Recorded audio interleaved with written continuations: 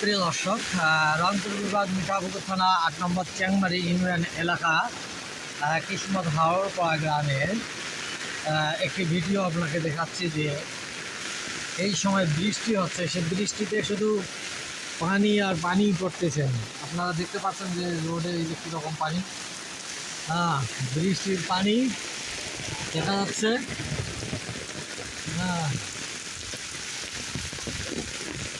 তো আসলেই প্রিয় দর্শক, আপনারা দেখেছেন যে অনেকভাবেই অনেক জায়গায় অনেক দেশেই বিভিন্নভাবে এই প্রলোভন দেখা যাচ্ছে, যেটি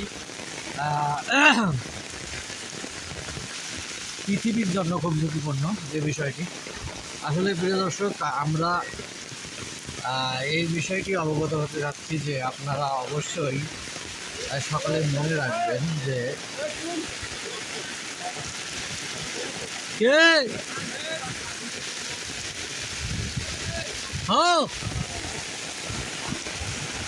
কি খবর ভাই?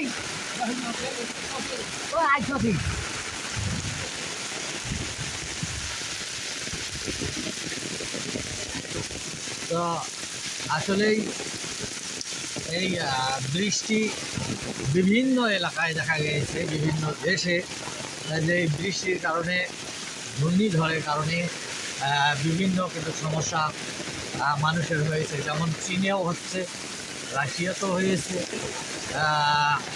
আমেরিকাও হয়েছে, বিভিন্ন জায়গায় বিভিন্ন রকম বিভিন্ন দেশে কিন্তু গজব দেখা যাচ্ছে। আসলে প্রিয় দর্শক, আমি এই বিষয়ে আপনাকে জানাতে চাই যে অবশ্যই আপনারা সতর্ক হন, দ্রুত সতর্ক হন, নিজের ঈমান ও ধর্মকে ঠিক করার চেষ্টা করুন।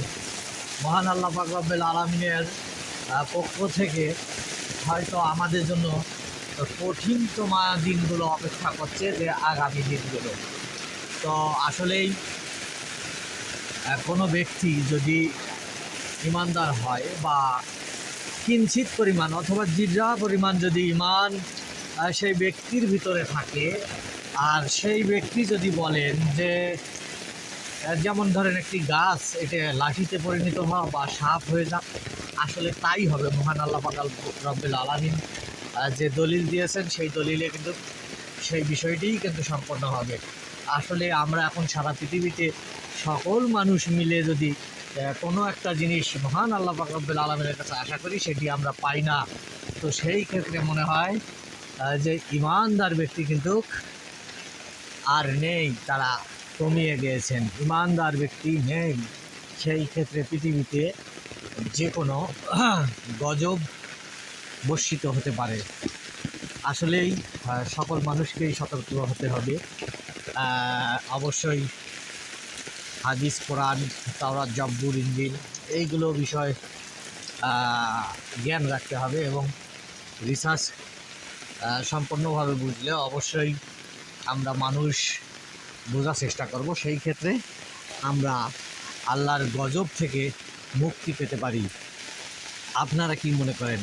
ধন্যবাদ, সকলে ভালো থাকবেন ইনশাআল্লাহ।